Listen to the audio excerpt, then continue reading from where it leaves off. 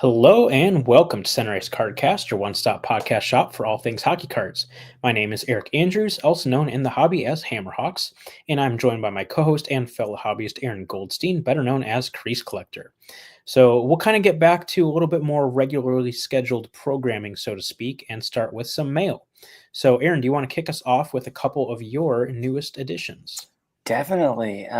So yeah, it's been a little bit for me as far as I guess the anticipation of, there's been some bigger mail days lately, but after that, it was kind of like, okay, after my most recent big one, I was kind of like, nothing else was kind of coming down the pipe. So I figured, maybe that's it for a little bit. But like the hobby does always, it just kind of surprises you and cards just pop up when you least expect it. So, quite quickly, these next two editions kind of popped up, one after the other. And luckily, I was able to, snag them both. And they're not crazy big cards, but for me, they matter because, of course, they're jersey numbered additions to the collection. I mean, experienced collectors, newer and experienced collectors, but more so the experienced ones, I think, will kind of hit that wall eventually, and you got to kind of find new things to kind of expand the collection. And that was me, a couple years back. And so I started picking up, jersey numbered cards. It wasn't something I was, initially interested in, but eventually it kind of caught on. You get one, you get two, and you're like, you know what, this is kind of cool. So I picked up two more for the collection. The first one is from 0910 Be a Player, and it is the rookie patch version, and it's 1 of 15. So of course, one being the jersey number, and yeah, there it is on the screen there. Pretty awesome card. I actually have had um, the one version I do have in my collection. Before this was actually the 2 of 15 version. I picked that up probably back in 2010, and I've had it ever since. So to pick up the 1 of 15 all these years later, 15 years later is really cool. So yeah, great card. Great piece of the nameplate right there. Yeah, so a nice little piece of jersey right there. And the second one also really cool.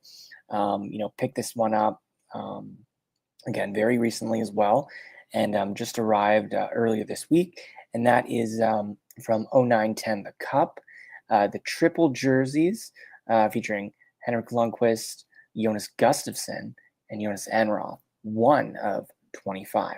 So there's the card right there, as you can see. I mean, what a card. I have one for my collection as well. Funny story, I actually tried to acquire, wasn't this jersey numbered version, but it was another version of this card years ago, back when I didn't have this card initially, and it ended up getting lost in the mail. So kind of a sad scenario, but I was able to pick up another copy of this years ago. I know, right, Matt? Matt, thanks for checking in. It is a beauty, right? So, all these years later, finally able to snag another one and the jersey number copy to boot. So pretty cool. 1 of 25. So we got 1 of 15 and 1 of 25 there. Always cool when the print run scales up and you're able to, acquire the jersey number from that. Especially in this case, being the number one. I always thought that was kind of cool. First and last print is always kind of cool to me. And luckily in my case, the first is the jersey number for the Enroth PC, of course. So really cool card.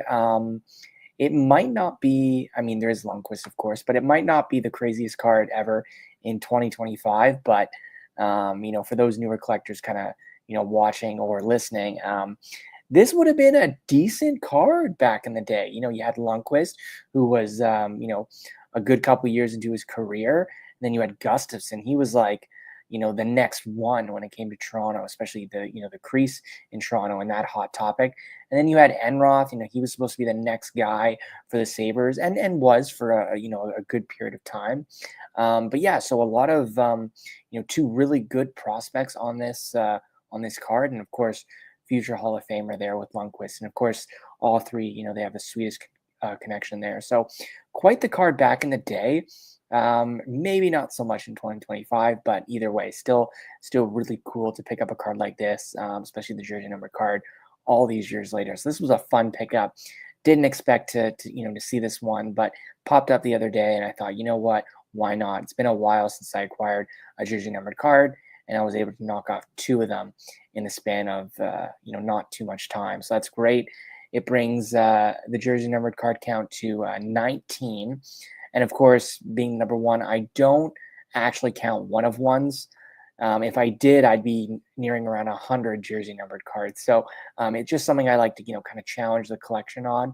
Non one of ones in this case, just kind of seeing how many jersey numbered cards I could pick up. So again, if it's your thing, awesome. It took me a while to get there myself, but I kind of see what you mean. If you're not there yet, that's totally cool. I was there for many years of not being, a huge fan of the jersey numbered thing. But I'm here now, and it's a really cool set of pickups. So that's all I got from my mail. Nice. Yeah, I'm definitely a fan of jersey numbered cards. I think it just is a fun way of, kind of having a little bit of a next level element for a card in your collection. Obviously, like this card in particular, yeah, there are 24 other copies, and take away the first print element of it, but just the fact that it's jersey numbered for Enroth, it's cool. I mean, that's a cooler thing to have than if you had copy 17 or whatever. It's more Exactly. interesting, it's more unique.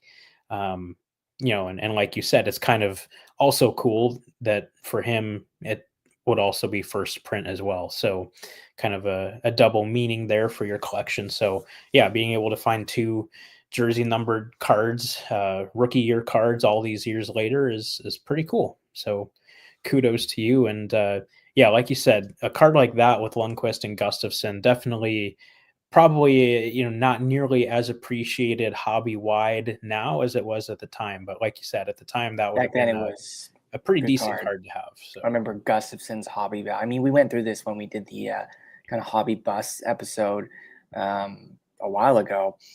Yeah, I know you can't go wrong. Thanks, Josh. Appreciate that. Yeah, I mean, Gustafsson's value hobby wise back then was amazing. It was definitely the goalie slash leaf effect, but I remember trying to collect one or two of his cards back then, and you just couldn't. It was way too difficult.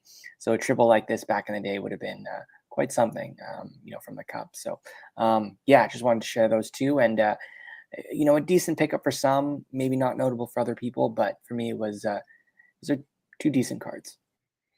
absolutely. Good stuff. Good way to start. So, from my mail, this is something that I've actually had for probably like a couple months at this point, I would say. And just, we have had more timely things like the cup episode with Billy and things like that, where it's like, yeah, like that's the focus of the episode. That's what we're doing. So, kind of wanted to wait a little bit to be able to give this its proper justice. Um, some of you, and Aaron was one, might have noticed that the jerseys in the background are different than they normally are. As soon as I got And on. that was like the first thing that you noticed as soon as you got on the Yeah, call. I'm Like, like, hey, oh, you changed those jerseys. I did. So, and I was explaining to Aaron that, as you guys are aware, normally I have a Nicholas Jalmerson and Jacob Slavin game worn jerseys hanging up. And that's pretty much what it's always been when we record. And I have another podcast that I jump on from time to time that is for a hockey site that primarily covers the Blackhawks. And we did a draft themed podcast show on the night of the first round of the draft. So I had Patrick Kane and Connor Bedard jerseys hanging on the wall instead for that night. And then tonight I was like, like I probably want to change those back to something that's a little bit more fitting for the show. So ended up going with these over here, which I showed off earlier this year when I got it. Is these are both Derek Whitmore game worn jerseys. This one being the his professional debut jersey, a Rochester Americans 0708 jersey. And then for what I thought for quite a while was his last professional jersey, a 21-22 Iowa Heartlanders jersey. He came out of retirement and played literally 2 games for them that season. Both were away games. However, how the ECHL does things is at pretty much like the halfway point of the season, they will switch colors for what they wear on home versus road so that fans get to see both colors at home games and things like that. So his first game, he actually wore the white version of the jersey. And then for the second game, which was only a few weeks later, they had switched, so he wore the black one. So ever since then, I figured that's his final professional jersey. So you have the first professional jersey over here, you have the last professional jersey over here. Well, I don't know if I've mentioned it on the show. I know Aaron knows about this, but this past season, he again came out of retirement and played one game for the Maine Mariners of the ECHL. Actually, kind of funny enough, on New Year's Eve.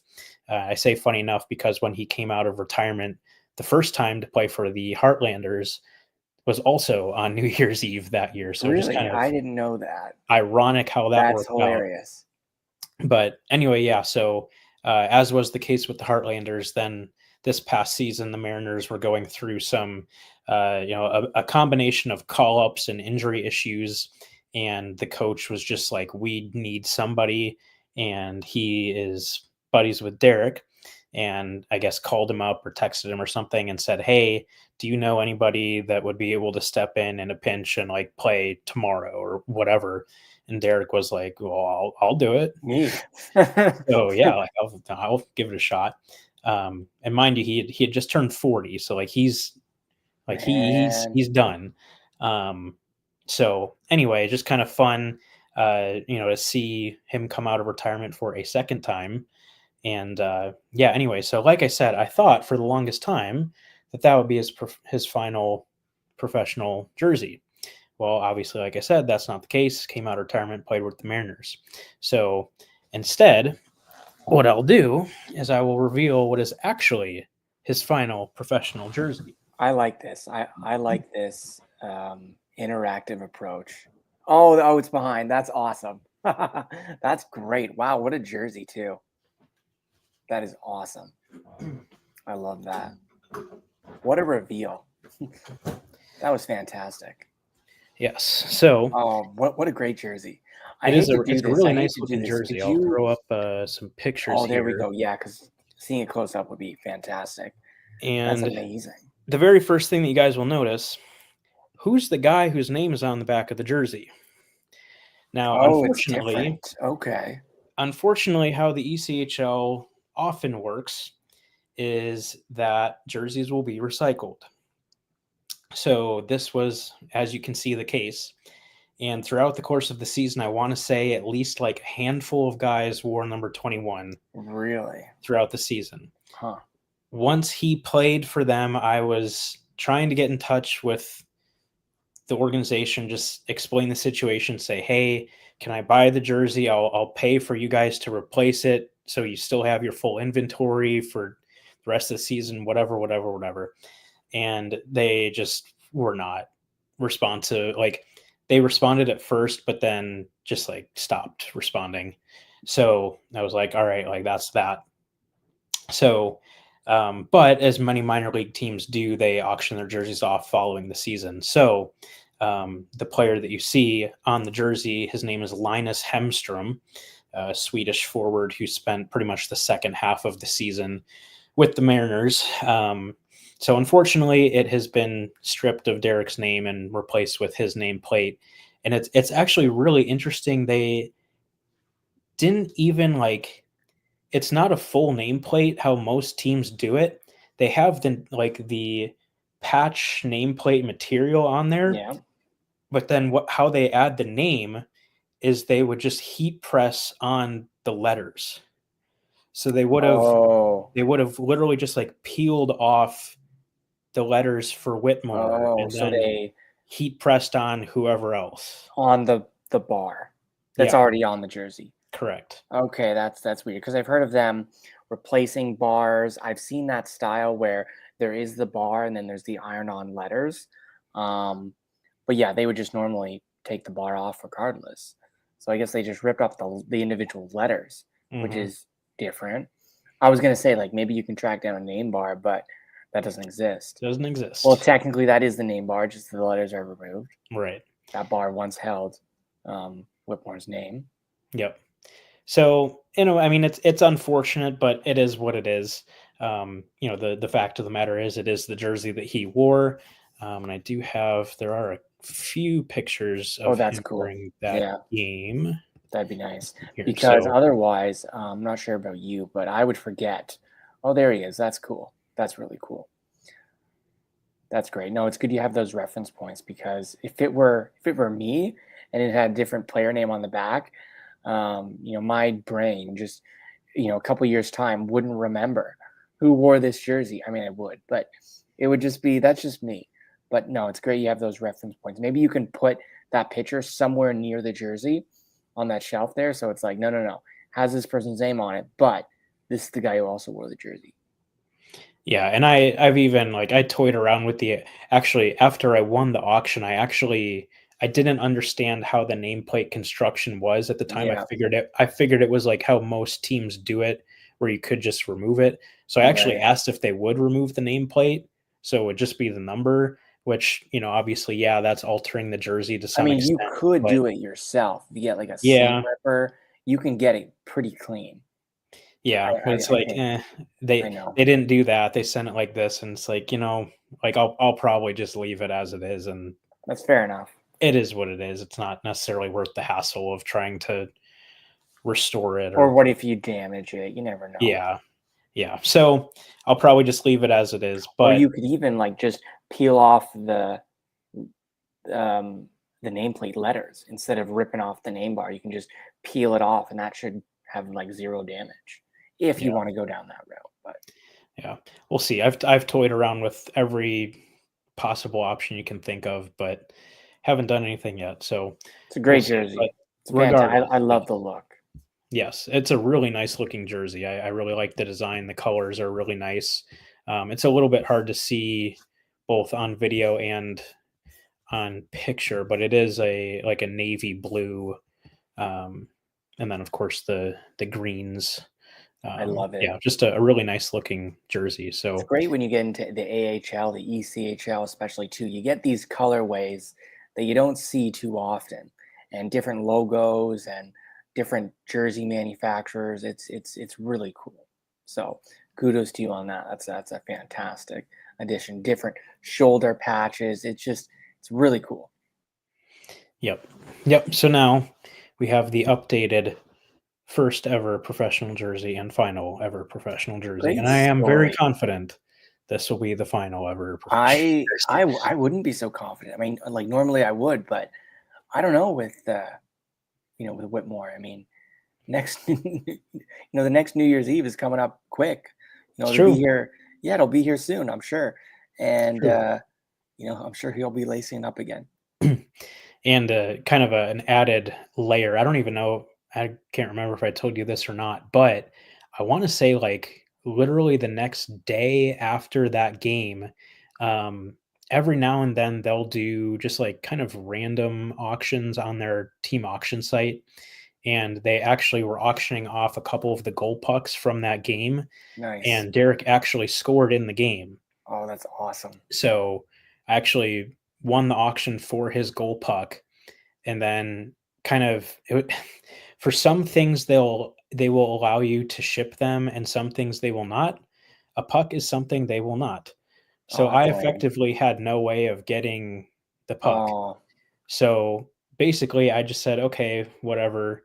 Like something like that should probably be in his collection anyway. So I just hmm, emailed him and said, hey, I won this auction. If you go to their arena and give them your name, like they'll just give it to you. Like yeah, I emailed them and just said, that's hey, like I'll fantastic. pick it up, just give it to him. Yeah, So yeah, so now he's got his what is presumably his final ever goal puck as well. So that's great. It's good, kind of paying it forward to the player as well. So that's a really cool thing that you did. So amazing job, and amazing jersey as well. I mean, it's a great piece, and hopefully his final professional jersey. yeah, I guess we'll see. But I at this point, knowing that he is 40, Yeah, probably not gonna come back again. So yeah, yeah. we'll see. But anyway, that'll wrap it up for the mail. So yeah, definitely a very significant piece. And um, I kind of assumed that it would be made available for auction after the season. So it's kind of always like, hopefully like it'll Yep. probably work out. But still like not really knowing for sure. So being able to win the auction and get it in hand was obviously a very exciting thing. So It's great. yeah, and fittingly also the 21st Derek Whitmore jersey that I have in my collection. Oh, that's awesome. I mean, you got to stop now, right? I wouldn't stop, but I mean, it would be a fitting end, but So I know you won't stop. Like you're gonna collect probably every single type of jersey. we'll see, but it is a very fitting all around addition to the collection. So Perfect. pretty cool. So with that, we will stop the mail segment and we will transition to the main topic for the episode, which is probably why you guys are here. It's been a long time since we have done a countdown episode. And, if you guys saw the last episode, you might remember that really nice Tristan Jari mega patch that we showed off. And that is the card that prompted this episode. Just knowing how incredible of a patch that is, just saying, hey, it kind of be interesting if we dug through our collections and found our top 10 patches. So that's what we have done, and that's what we will be showing off for the rest of the episode. So, in my opinion, Aaron has the best one. So I will start with my 10, and Okay. then we will alternate to Aaron's 10 and back and forth so that Okay. Aaron's number one is the final card, since like I said, and I think you guys will agree that it is the best patch. So we will start off with my number 10. This is one that I have had in my collection for probably 10 years or so, maybe slightly longer than that. It's a guy who I used to collect and then kind of sold off my collection of him, and then uh, his career got ended early due to injury, so his hobby value tanked. So then I bought back some stuff after the fact. So this was a card I bought back after he had already retired, but it's just a very cool patch, and it's a really nice card as well. It is from 2011-12, The Cup. It is a gold rain or a gold RPA. This is back in the glory days when they were numbered to the player's jersey number. Love So it. this one is actually numbered out of 5 of Ooh. Blake Jeffrion. Okay, that's a really nice Preds patch. That's So awesome. it's a Nashville Predators patch, and he's not wearing the jersey that the patch is from, but it's from, if you guys remember, they had like those navy and gray alternate jerseys. I like those. I did too. I thought they looked really nice.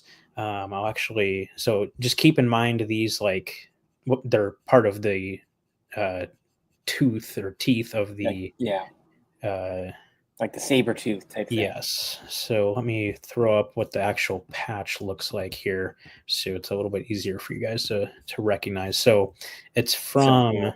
kind of that area there. That's cool. I kind of forgot about that logo. I like it though. So good.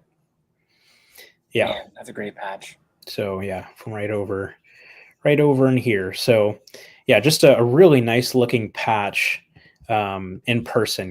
The scan is nice and it does it justice enough, I would say. But yeah, just a really unique and interesting looking patch in person.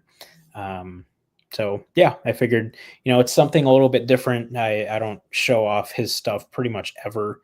A lot of you guys probably don't even know that I ever collected him, or I wouldn't say I actively collect him. It's been a long time since I picked up anything of his, but regardless, still a really nice patch and lots of colors in there. I know there is the navy, there's black, there's gray, white, and then like the metallic silver. So there's a lot going on and a nice part of a really nice looking patch. So, and then, like I said, to boot, a gold RPA from Old School Cup, number out of 5.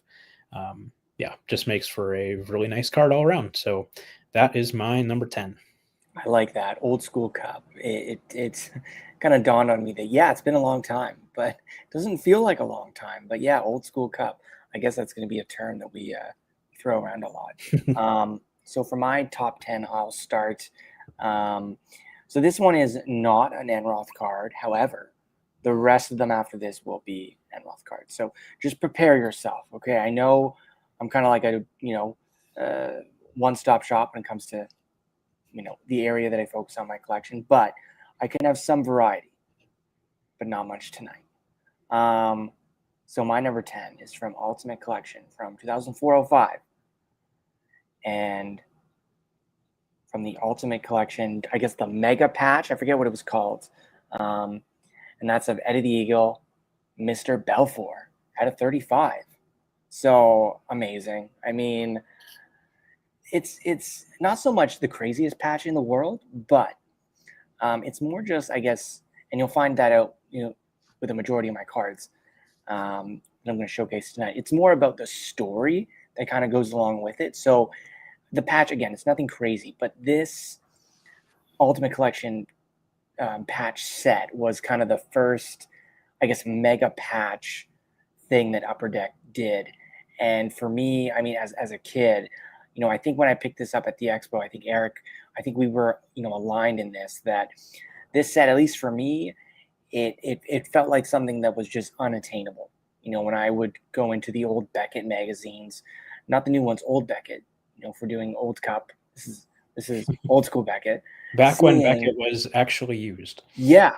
and you would see, remember when they had the pictures of almost every set had like a small little picture, and then they would slowly decrease it over the years. But I remember seeing, I don't know if it wasn't this card, but I believe it was a Belfour from the set as the little kind of header picture, and just thinking like, man, like just that big of a patch on a card.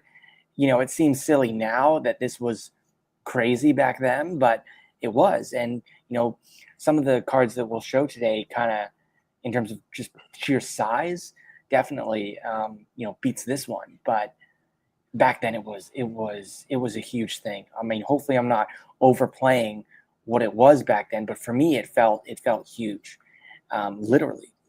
And it was just such in my opinion, just an important set. And it would, spark a lot of things in other products, years later. And even now, coming back to when Upper Deck sort of, it partially because of Panini, but when Upper Deck first brought back Premier, one of their, huge sets was the Mega Patch set.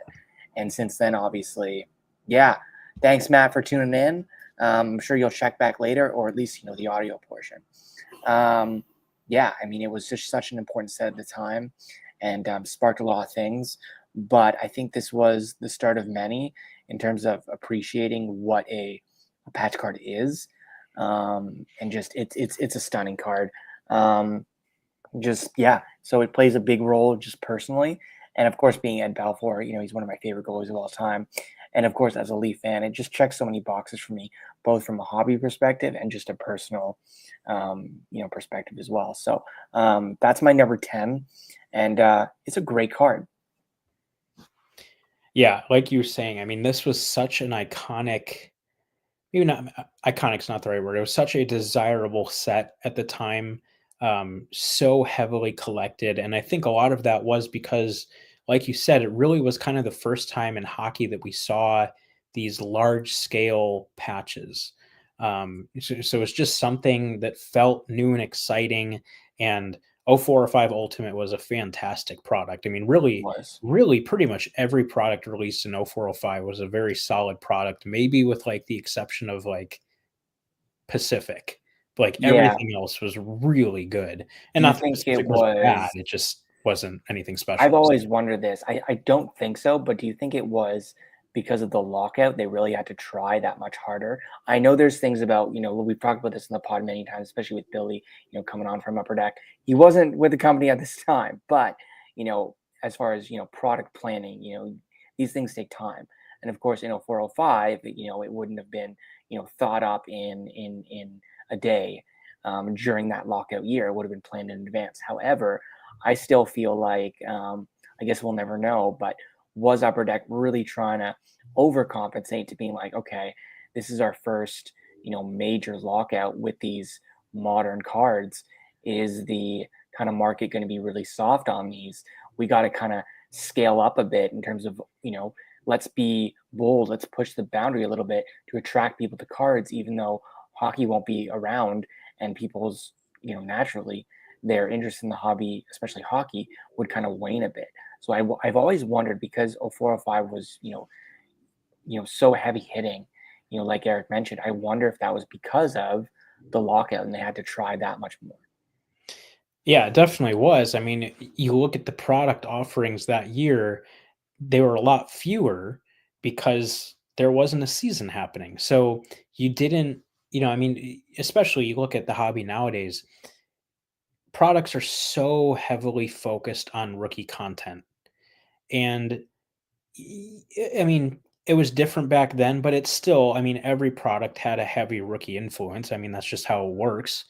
And so then when you don't have that to lean on, there were a few carryover guys that made it into some of the 0405 products. But I mean, we're talking literally like a handful of guys because the carryover rules were a lot different back then. It was pretty, I don't know exactly what the cutoff date was, but it was pretty much like, I think even like after the trade deadline or around the trade deadline. So you really just didn't see very many carryover rookies back then. And how production timelines and stuff have changed over the years. There wasn't really a need for carryover guys as much either. It was just a lot easier to produce products quicker back then. And yeah, so I mean, you would see, the debuting rookies in Series 1, and you'd see stuff of them in late October, early November, because it was just easier to turn stuff around quicker back then. So yeah, so I mean, you didn't have that rookie content, so they didn't have a fully extended product line like they normally would. So Upper Deck had Ultimate, they had Series 1, and they called it Series 1, but there was then never a Series 2. It was just Series 1 that year.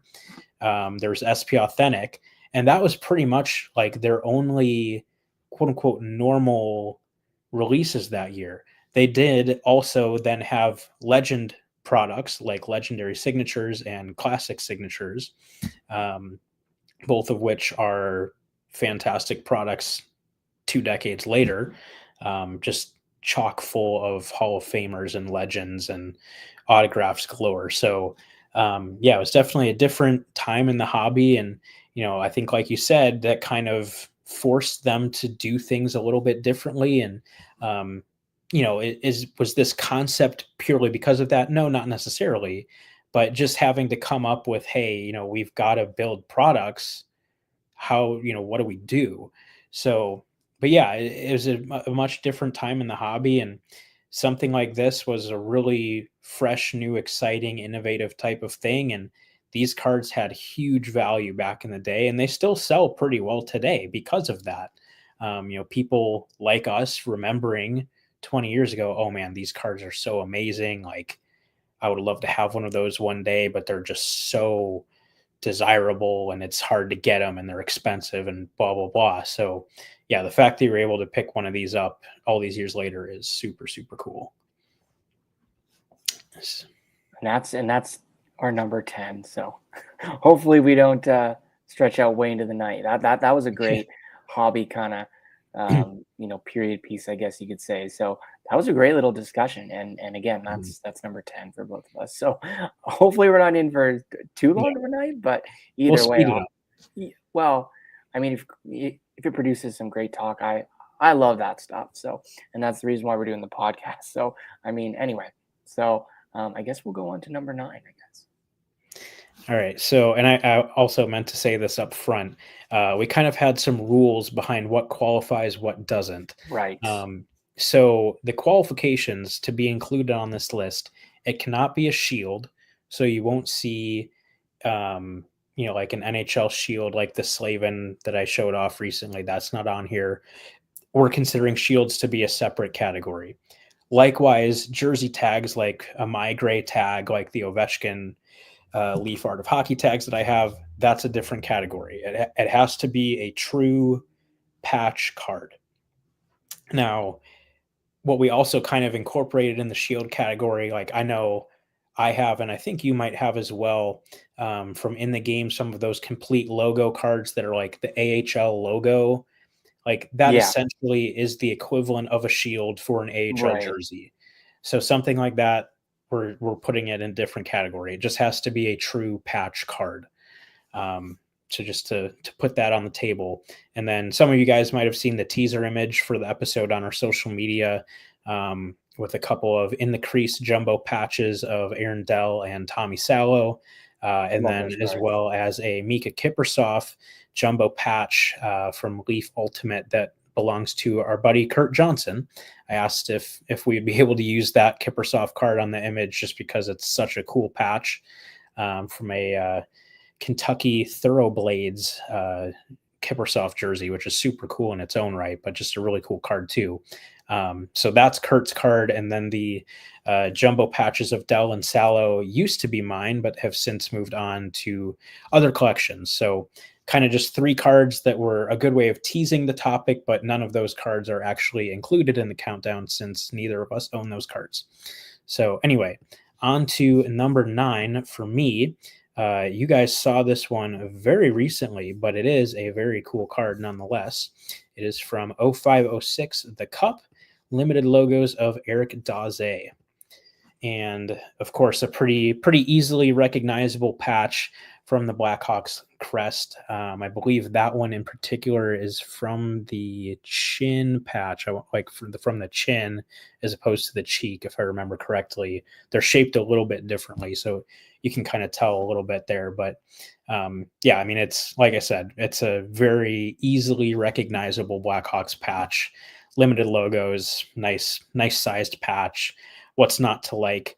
And I will also give a little bit of a disclaimer for me. It would be easy to include a lot of Blackhawks patches. So I limited myself to have 1 patch from the face, 1 from the feathers, 1 from the shoulder. That's it. So there will be 3 Blackhawks patches included in my countdown. Could be, it would have been easy to include more, but I figured just so it's not repetitive, let's try to keep it, 1 of each category, so to speak. So yeah, that's my number 9.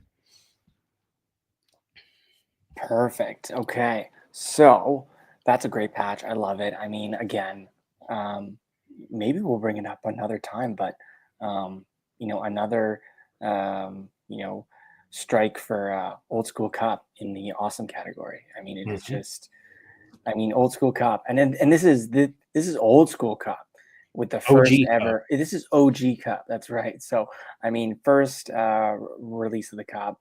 If you want to talk about iconic, I mean, I mean, I think it almost doesn't, because with the Ultimate Collection and sets like that, um, it became iconic and nostalgic kind of over time, of course, and just a very important release over time, I think, with context. But even back then, like living through it, 0506 Cup, it's like you kind of knew it like right off the bat. Like as soon as the cup released, not just because of Crosby, I mean it was, but not just because just for what it was, the designs, the like what are we doing? This is like nuts. Yeah, the quality, everything was Just next level. We'd never seen everything. anything like it in hockey It was before. just as soon as it released, you were like, this is history. It's already nostalgic and it released yesterday. Like it's already iconic and it's that was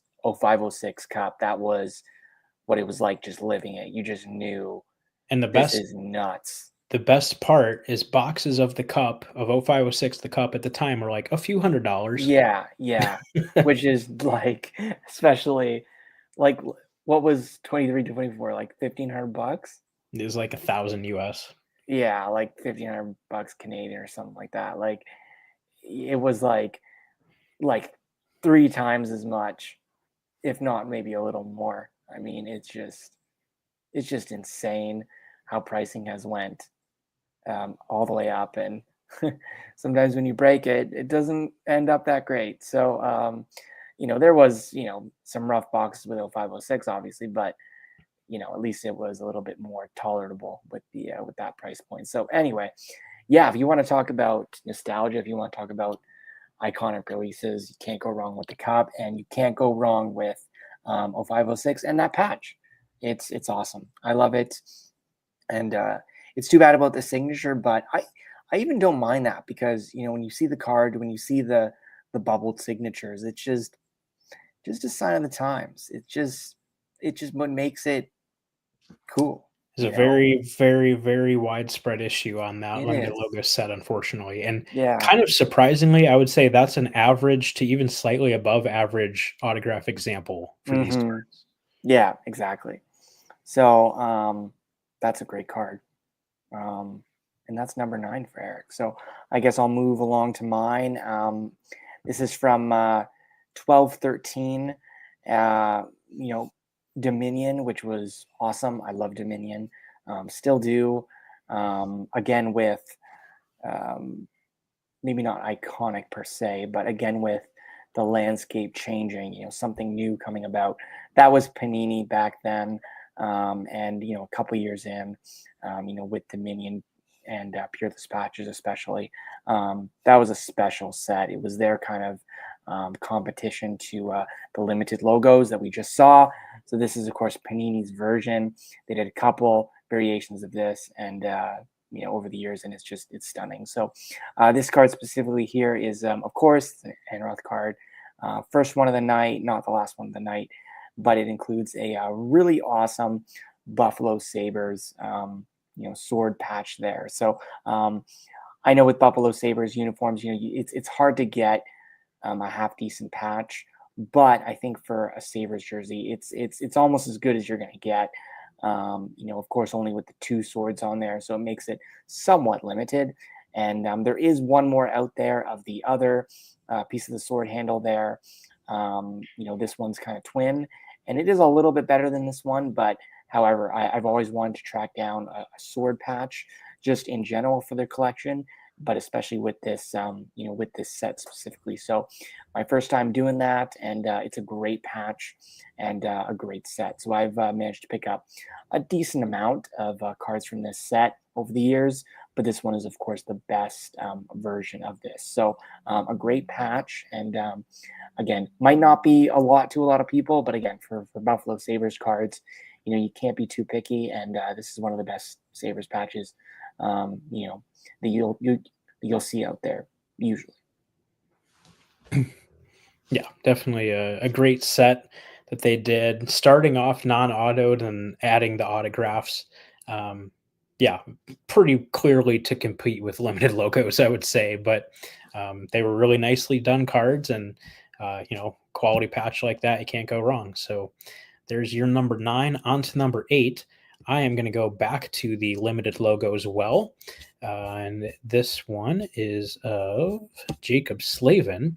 And there's not a whole lot to say about this card other than obviously it's the center of the Hurricane logo, the eye of the hurricane. So just a really cool, unique patch. You'll see sometimes like parts of it, but you won't see the majority of it really ever featured on cards just because you don't see patches quite that big all the time. So I actually already had a copy of this card and then saw this copy and was like, yeah, I'm like, gotta have that. So yeah, got this one, sold off the first one, and yeah, definitely one of my favorite Slavin patches for sure. And like I said, it's just a very easily recognizable patch and one you don't see prominently featured on cards too often.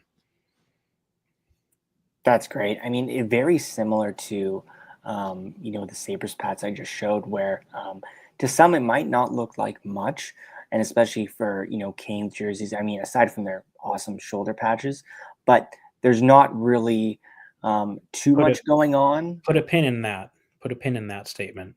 Continue. Okay, okay.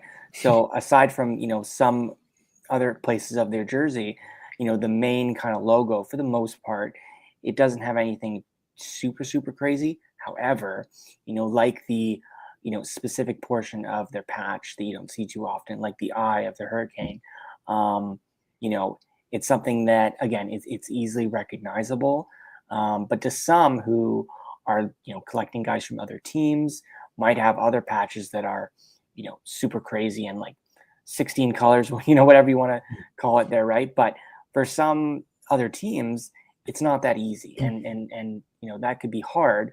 But for those team collectors or player collectors, you got to kind of pick your battles of, yeah, every patch isn't going to be super crazy, but it's those certain one or two parts of their jersey that, okay, those patches, because they're so few and far between, might not come up for this certain player, if ever.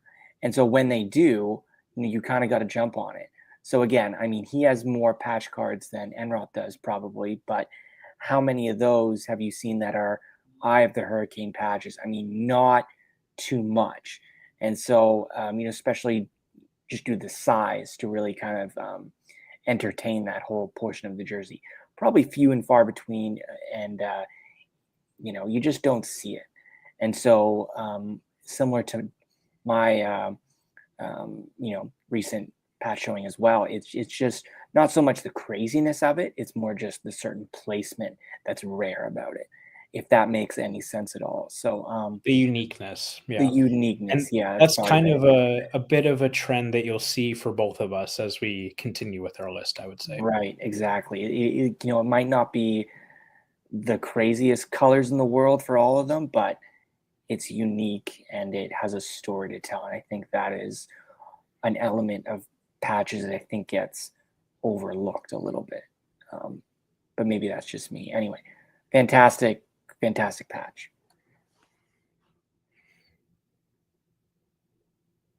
Continue, sir. Let me see here. What is next on the list? Okay. So the next one is from 21-22 Surreal. And it's a nice KHL patch. So these kind of KHL mega logos. There we go. So that you can see that on the screen. Again, not the super craziest patch in the world, but it's one that you'll never really see out there unless you're connected with like the European card market. It's really cool. And so this is a 21-22 card. However, it's dated 21-22, but just due to COVID and stuff like that, it was severely delayed, big time, and it wasn't actually released out into the market until 2023. So it's actually, I kind of think of it as like a 2023-ish card because I kind of knew they were coming, but yeah, just due to delays and everything like that, it didn't actually make its way out into the market until early 2023. So it was much anticipated from myself. And yeah, I've seen many KHL patches over the years. And especially when Enroth went to the KHL, I started, looking up more stuff from previous years and just seeing like what could the KHL card market kind of have in store for me for my collection.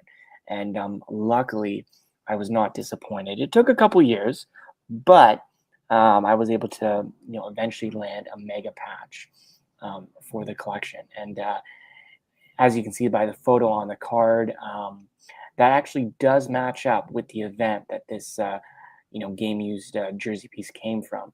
And that is from the 2018, it was called the Winter Ice Break. So that was actually the second outdoor game in KHL history. So again, the patch might not be too crazy, but it has some unique color tones and just the uniqueness of it and the story behind it, I think makes it really cool. So as you can see there, Van Roth in the photo there, he's wearing his, his little, Jose Theodore kind of esque toque, and I think that was really cool of him playing in the game. So that was Dynamo Minsk versus Dynamo Riga in Latvia. So that is from where the that jersey piece comes from, and Enroth's team did win 3-2 that game. So a pretty significant kind of game in KHL history. And for those who don't know, Surreal is the primary manufacturer of KHL cards, and they are based in Latvia as well. So pretty cool kind of hobby history, I guess, for those who didn't know. Europe has cards and pretty cool ones too. So shout out to the Latvians for making such really cool cards. So yeah, just again, a really unique card from a really unique event. And as you can see there by the logo, there's kind of like a banner underneath the Dynamo Minsk logo there. And so those jerseys were debuted at this event specifically to kind of mark the team's 70th anniversary in 2018.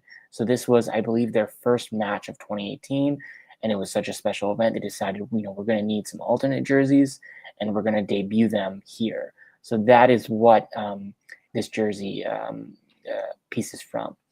As you can see, it's part of that banner showcasing the 1948 to 2018. So that's from the small portion of 2018 there. So really cool piece from a really cool event, and just an awesome card. Yeah, you summed it up well. I know I've said this about it before, but I love the fact that you can see that specific patch in the photo. I love that. I right love that there. especially. So- Yep, it's right there. Perfect photo placement.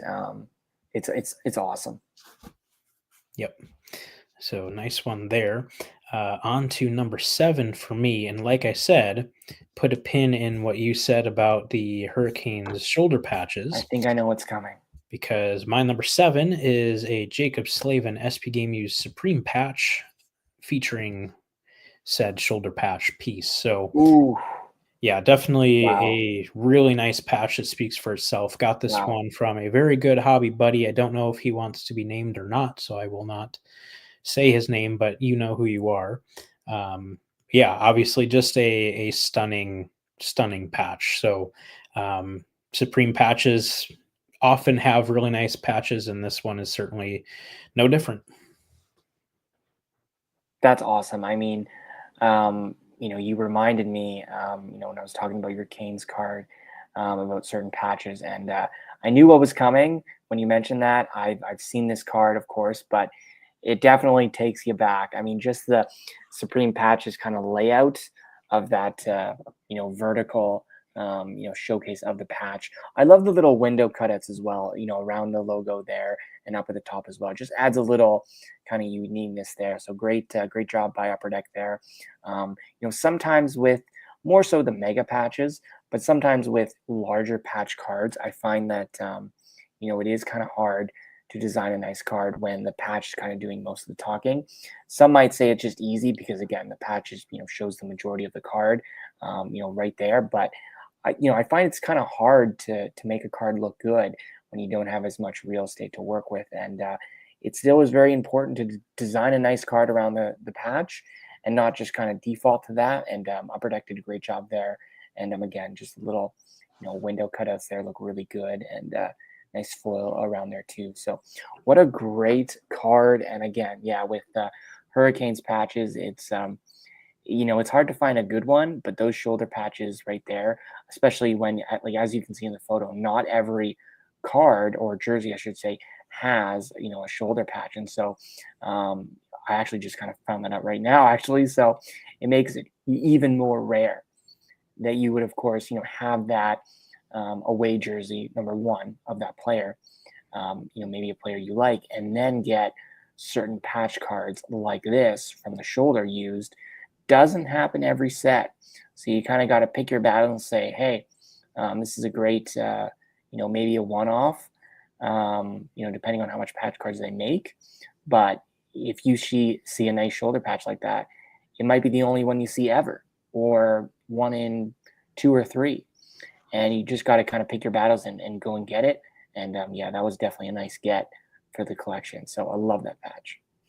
And one kind of cool thing about the Hurricanes shoulder patch here, that some people might not recognize, and you can't fully see it, it's cut off a little bit, but this white area here, see me moving the mouse around it there, kind of in between the two flags, that is actually very intentionally done. That's actually the outline of North Carolina in the Oh, I didn't white even know negative that. space. No way. Are you serious? So it is, yeah, if you look up That is so that logo cool. online and you look at that, it is the outline of North Carolina being made in That that is negative space. awesome. I had no idea. Wow. So it's Okay. Adds pretty cool. another layer to it. That is very cool. Wow. Okay. Yep. That's awesome. Um, amazing. So that's my number 7. Over to you. No, it's fantastic. So my number 7 is from 2011-12. It's another Panini card, and again, Panini's sort of time in the hobby was short, but it was definitely it was lived because the stuff they did was very unique. I know a lot of people had their complaints about them, but I really think they brought a lot to the hobby. The good and the bad, and that's hey, it's going to happen. But this one here is again from 11/12, and this is the Panini Prime Premier Game patches out of 3. So yeah, I mean, again, not the craziest patch in the world. There is if you know what the Premier logos look like, there is an NHL patch kind of in the middle. You can see it on the jersey there on the right hand side of the card. That is obviously the key patch you want to get. However, I've never seen it. Yeah, Eric's zooming in there. So there is that middle that does have the NHL logo. So I've never seen it. I've never seen the other side of this patch. I've only seen one, and that's this one. Yeah, I'm sure it's locked away in a box somewhere. You'll see Panini Prime kind of tucked away now and again, some sealed stuff. I'm pretty confident that it's still in a box or something because I've never seen a copy of it at all. So I'd love to get it, but in the meantime, I have this one from the right side of the patch. It's number 3 of 3, and for those who aren't aware, they still do this, but this one comes from the Premier Series, and that was where it started a couple of years back. This was from 2011, and I don't know the first year they did it. Maybe it was like 2009, 2010, Right around there, yeah. around that time, yeah. And what they did was, similar to today, they take Actually, a couple it was teams. 08. It was 08. 08. Okay. That was Steven Stamkos' NHL debut. Yes.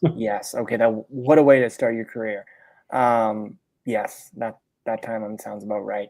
So what this was is, for those who aren't aware, they take a couple teams over to Europe to kind of grow the game, and they kind of have some exhibition games versus themselves versus local pro teams, and then eventually they will play 1 or 2 regular season games against each other, for realsies, for points, and in order to again just grow the game, and I'm sure for those European fans, get them to see NHL hockey for maybe the only time in their life, which is awesome. So it's a great little event every year, and this is from 2011 when they went to I believe they went to Germany, and this one, how I mentioned, I don't know if they do this every year now, but back then they would do some exhibition games, against some, local teams. So this game that you can see Enroth pictured in is from the exhibition game against Alder Mannheim, at the time, I believe, still might be a top division team in Germany. So that was where this jersey was used. There is another one out there that sold a couple times over the years. That is the away jersey that was used actually in the NHL games. However, Enroth was a backup those games. So this is the game that he actually played in against that team. Although it wasn't a regular season game, it was from that event. It was from an NHL game. I know some people might not consider it NHL game used, but it was during the event, and that's good enough for me. It means more than say a random exhibition game, say over North America. So it's game used, and it's a great card. And similar to the last card I showed, it actually shows a picture of him using that jersey, and therefore the patch is fully in view there, which is fantastic. So I love stuff like this. Very similarly to SB Game used every year, where they can pinpoint certain patches being used and shown sometimes on the card from the All-Star game and skills comp and stuff like that. So very Put a pin cool. in that too. Okay, there we go. So yeah, super cool card, and just I love it. Yeah, definitely a really cool card. Very unique. Again, something we've touched on a few times already, but just something you don't see every day. A really interesting piece. Yeah, not too much more to say. Again, love how you can see the patch in the photo. Just takes it to that next level, and yeah, definitely not something you see every day. So, really nice card there. For my number six, this is a card I've had in my collection for quite a while. Um, just a card that really kind of speaks for itself. A very key member of the Blackhawks dynasty era. This is an Ultimate Collection uh, patch of Marian Hossa, of course, prominently featuring one of the tomahawks off of the jersey Oh, nice. from the premium swatches set.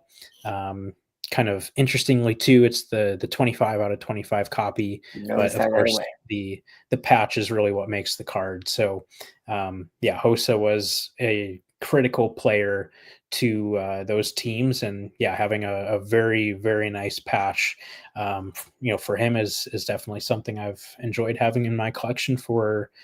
I've had this one for definitely over 10 years at this point. So yep. Wow, that's awesome. I mean, I think it's going to stay in your collection for another 10 years. I mean, as a Hawks fan, I mean, I know you have a lot of crazy Hawks patches, but do you see in your experience the tomahawk very often? I know you've probably experienced many tomahawk cards over the years, but it doesn't seem like something that would come up often. Not really in their entirety like this. You'll Okay. you will Okay. see pieces of them pretty regularly. But yeah, pretty much having almost the entire part of it, you don't really see that too often. That's cool. That's cool. I mean, fantastic. I know, and we'll get into this a little bit later, but I think Upper Deck, not always, but I think Upper Deck, um, versus say in the game, which would kind of purposely kind of seek out, certain pieces to kind of, this needs to be a patch and this section needs to be a patch.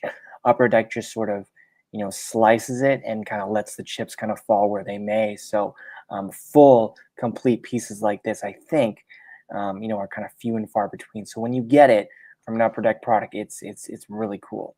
Um, but yeah, amazing. At least for more kind of run of the mill stuff. I mean, obviously, Yes, some of like the cup cards and stuff of like, course. and it's a lot more intentional. But yeah, Right. stuff like this is very much just here's the patch, just slice it up, and Yeah. there's your patch pieces for the set. So Right, right. yep. But this one was very intentional, and you don't see that as much as you would like. Maybe now is different with mega patches and things like that. It is more intentional, but especially back then, it was, maybe I'm misremembering, but it seems like patches like that on a regular kind of, I guess, standard set would be kind of, fewer and farther between. But amazing card. So my next card, I forget what number we're even on. It's just been awesome. This is number 6. Okay. So this next one for my number six is from President's Choice in the Crease, and it is a really cool kind of branded patch, of a full kind of Reebok logo from an LA Kings jersey, and Eric will put it. Yeah, there it is, right there. So just an awesome, awesome card. I loved in the Crease. Just went totally ham on it. Similarly to Eric's card that he showed with the NHL 2000 patch. A lot of these patches that we saw in this set were specifically kind of branded logos, whether it be the 2000s patch or the jersey manufacturer, what have you. And yeah, they came out really, really well. And this, of course, as you can see here from Nelly King's jersey, just the full kind of Reebok kind of branded patch there. And I've always wanted one for the collection. I've seen them a couple examples of it over the years, and when In the Crease came out, and I saw that this was one of the patches. I just thought, wow, it's everything I've always wanted, for the collection, and I was finally able to achieve it and check that one off the list. And growing up as well, I was a huge fan of Reebok gear, just so I mean, always have, always will be. And so that kind of hits a nostalgic point for me as well. And so to get a full Reebok logo is just an extra cool factor, for a goalie like myself. So just a great patch all around, and yeah, I'm quite proud of this one. Yeah, beautiful card that speaks for itself, and not the first time that In the Crease was mentioned, and probably will not be the last time that Put it's a mentioned. pin in that. Yes. So there are the number sixes for us. Onto our top five. Again, for me, this is one that you guys have seen very recently, but it's a card that means a lot to me, and because of the backstory behind it. It's a 2014-15 Upper Deck Premier RPA of Adam Clendenning for the Chicago Blackhawks, with a beautiful 6-color feather patch from the Blackhawks logo. And if you guys haven't heard the story before, back in the glory days of Klutz and Chara group breaking, when Klutz and Chara was really the only Okay. group breaker, which was amazing. It was a good time to be in the hobby, It whereas was. now group breaking is Yep. not There's something. great. Yeah. There's something else.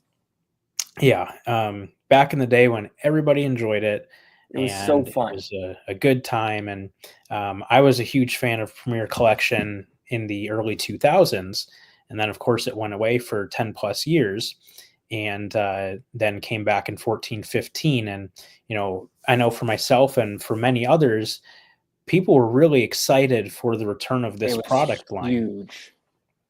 It was huge. I remember watching those group breaks on CNC. I mean, that was one of the, maybe not one of the releases that brought me back, to watching, the streams and everything. But because again, around that time, I was involved as well with watching that, almost every night. It was such a fun time. But Premiere was one of those ones where it's like, okay, more breaks to Premiere tonight. I know what I'm doing, and participate in a couple myself. And yeah, I mean, it was one of the releases where it's like you were locked in because it's like it's coming back, and it came back with a punch, and it's been full steam ahead since then. But at the time, again, it was an awesome comeback. Yeah, so I believe, if I remember correctly, and granted this was 10 years ago, but I want to say this card was pulled on the day after release, so the second day of the product being out. And like you, I was glued to their breaks for like the first few days of the Yep, product, just watching for hours on end, box after box, case after case. And this card was pulled, and I just said, like, that's an amazing card. And back at that time, a lot of the time, people who were in the break would be watching live and be in the chat and everything, so you could interact with people. So the guy who had the Hawks in this break was in the chat, so we started talking and worked out a deal where I traded him a card that was worth probably around $75 at the time, and felt that was a fair for deal. I think sure. we were both happy with it. It was a nice Wayne Gretzky dual stick card from Nice. 99 2000 Black Diamond. I've mentioned that set before, but so he got a nice Gretzky game used stick card. I get this card. I get the card in the mail, and I said, like, people are just going so crazy over this product. I'm going to throw it up on eBay just for something stupid and see what happens. So I put it up for a buy it now of $500. Lo and behold, someone bought the card That's crazy. for $500. That's nuts. So I was like, all right, I like the card, but for $500, Yeah, $500, $500. I think it can move on, and I can put that toward some other stuff for my collection. Yep. So that's what I did, and figured I would never get the card back. But then I think it was maybe last summer, this card popped up on Twitter, Oh and was wow. able to buy back the card. And I think I bought it back for like $35 or something. Oh wow. That's a great. Uh, that's fantastic. Oh, So yeah, that's whatever, like great. 7% of what I sold it for or Yeah, something. So yeah, awesome. to have the card back in my collection 10 years later, um, yeah, obviously the patch speaks for itself, but the backstory really takes it to a whole other level. And it will be staying in my collection at this point for sure. Okay, even if someone offers you $500. I don't think anyone would be stupid enough to do But that if they do, now. would you sell it again? Because now okay, what are the odds of getting it back twice? Do I even want to risk losing Yeah. it forever? Probably not. I mean, the story is just too good at this point, and like I It said, is there's no good. one who would spend that money on it again. Like, set collectors after release were hardcore, Yeah, they wanting to get were. the top patch and everything, and at the time, Clendenning was a pretty hyped Yep. up prospect, Yep. so he had good value anyway, but yeah, I mean, at this point, like, what I paid for it is a fair price for it at this point, so Yeah. no one's gonna spend stupid money on a card of him anymore, so, No, that's fine. Fair yeah, enough. I'm very confident that it will be staying in my collection. That's great. I mean, we talked so much about the story, and I think that's a key element to this top 10 as well. It's not just about patch, like, oh, the patch is amazing, which it is, but it's about something more than that. And I think, and this is a whole other topic we can get into in another episode, but I think that's what's kind of missing from the hobby now. The whole, I guess, story behind certain cards, or the whole like I don't know, the whole, I guess, meaning of it, of why you collect. And for me, it's about the stories along the way, for the most part. I mean, again, the patches are awesome, and that's what kind of draws us in. But what keeps us there is are these kinds of stories, and so I think that's kind of lacking right now. But hey, you know what? People are making their own stories right now, and then that'll hopefully spark their love for the hobby for years to come. But anyway, it's not always about the patch; it's about the story, and that's what I love the most about it. So, um, if we could focus on the card for a moment, that patch is awesome. It's one of the best Hawks patches I've probably ever seen in my life. It's like a six color. It screams at you in a good way. It's just it's awesome. If I can just purely focus on the card for 2 seconds, it's amazing, and I can totally see why you were just, especially as a Hawks collector, just I can only imagine your reaction when you saw that thing come up, like the nostalgic niche, like of Premiere that we touched on off the top, before you were introducing this card. There's that, but there's also, like, as a Hawks guy, you were just like, how did you even like muster up the steam to message him? I would have just been on the floor, like just like in a half coma, like I couldn't even contain myself. Like I would have had to log off and like throw my computer into a lake after seeing a card like this. It's too intense in a good way. It's awesome. So yeah, just amazing how you were able to contain yourself and get something done. And again, that story is just amazing. I'm rambling on, but it's an amazing card. So that's fantastic. Okay.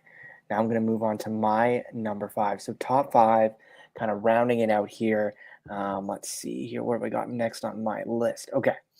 So this one is a newer-ish card. It is from 2025, and it is from President's Choice as well. And it is from their newer Mega Patch set, and is a very nice LA Kings patch. There we go. As you can see on the screen. One of one, of course. This is a set that Brian Price sort of debuted last year and has continued with it a little bit this year as well. And it is just a really cool card, and really nice design. Again, like we talked about earlier, sometimes it's hard with the Mega Patch kind of taking up the majority of the card, but with the photo at the bottom, a nice sort of color matching along the sides there, it does well for what it needs to do. And of course, the rest of the card, the rest of the patch kind of speaks for itself. So this is a really cool emblem patch from, again, the LA Kings. As you can see there, the letter L is firmly planted right in the middle of the card, and just what a great piece. Dr. Price approached me, or I think I approached him about his Mega Patch set, and he said, yes, I'm going to be making some more. And I thought, hey, if there was any logo pieces left, maybe you can do something like that with the LA Kings kind of letters. And he was able to get a nice L piece there, right in the middle of the card. So an awesome card. I love it a lot. And yeah, just, again, speaks for itself. And again, a really cool President's Choice card.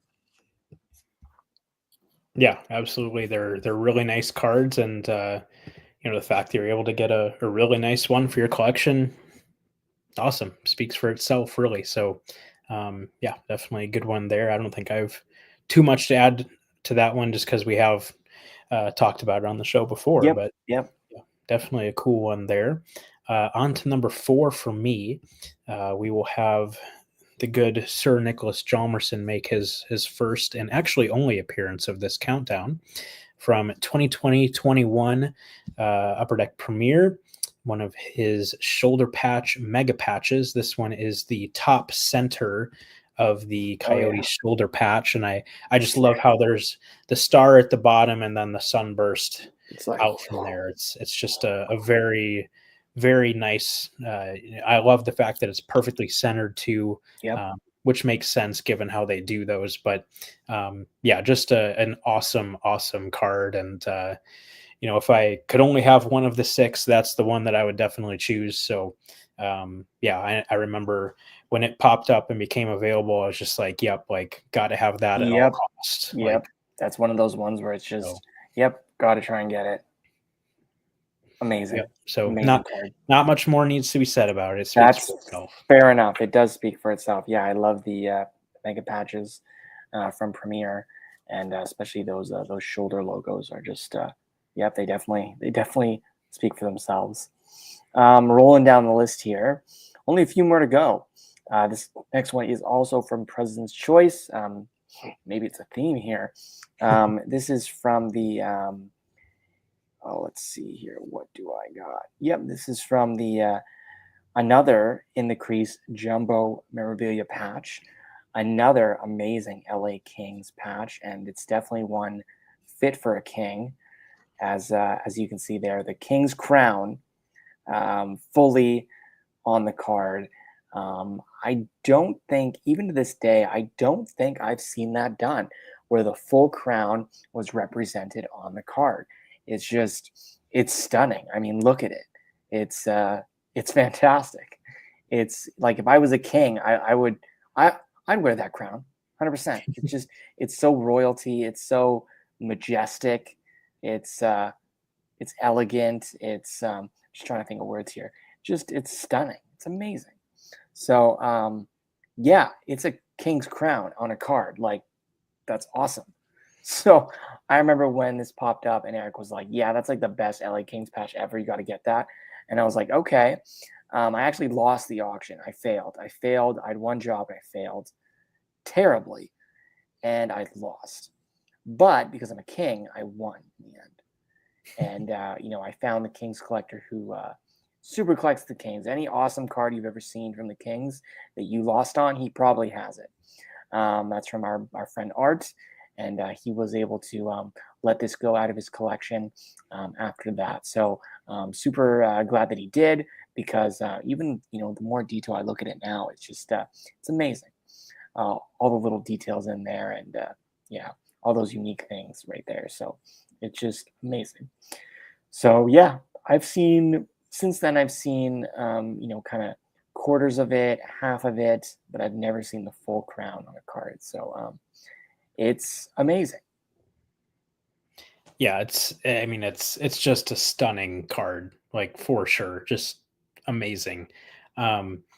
One tidbit that I love as well is you guys will see that the very top where the hockey sticks are is cut off, but Aaron actually has that patch in his collection as well. Yes. So he does actually have that entire Yeah. crown, everything about it. So I love that little tidbit too. But the fact that this is number 4 for you, number 1, I would have it higher if it was my list. Okay. Like if I was doing your list for you, I would have probably put it at 3. Okay. But I totally understand, or even maybe 2, but I understand why it's 4. But that being 4 tells you how good the rest of your list is going to be. There's some heat coming, I think. So yeah, just an awesome card. And yeah, this is really the area where Aaron's list definitely starts to take control between the two of us. So as you guys will see as we move forward. So moving on to the top 3. Again, this is a card that you guys saw very recently, and we talked about earlier in the show as the inspiration for this episode. the Tristan Jarry Upper Deck Premier Mega Patch that features the most of the penguin eye, Oh, and I then love it. So angry. part of the beak as well. So yeah, just a sweet patch, and the layering of the stitching on the patch, the eye and the beak kind of pop out of the card. So it's just an even cooler patch in person, I would say. So just a beautiful patch, and I will say that this will only be in my collection for a few more days, as I Ooh. actually agreed to trade it away. There is a Penguins collector who is actually working on putting together the Penguins Mega Oh, Patch nice. logo from this specific season. So This will he help. needed this piece still, and I'm very much a proponent of people, if they're working on the Mega Patch logos, to help them out on those. So Yep. yeah, it'll be going to a very good home where it will be properly appreciated, and I'll be getting a really sweet card in return that you guys will see whenever it comes in. But for the time being, this card is still in my collection, so it does make the list. And that was actually a part of the trade, as I said, hey, like, we got to wait until I record this podcast episode because I really want to include it in the countdown. So Yep.